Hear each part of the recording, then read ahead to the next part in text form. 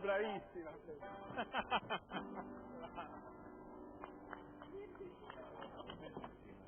Il tormentato triangolo di passioni tra lei, Maria, contessa di Rohan, il marito segreto Enrico, duca di Chevreuse, e l'altro, anch'esso segreto, Riccardo, conte di Chalais. Solo i costumi stilizzati richiamano la Parigi di Luigi XIII e del cardinale Richelieu, invisibili motori di ogni destino.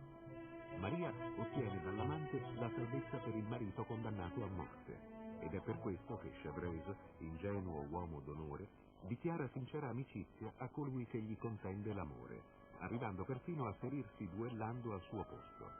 L'improvvisa caduta di Richelieu consente a Chevreuse di annunciare a tutti il suo legame con Maria, ormai sempre più irraggiungibile per Chalais.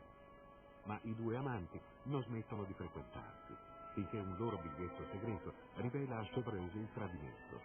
Un pugnale destinato a Maria arma la mano del marito tradito, ma lui si dimostra tanto incapace di infierire sulla donna quanto inesorabile omicida contro l'odiato amante.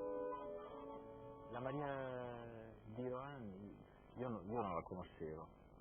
È un'opera molto strana e molto bella. Sembra il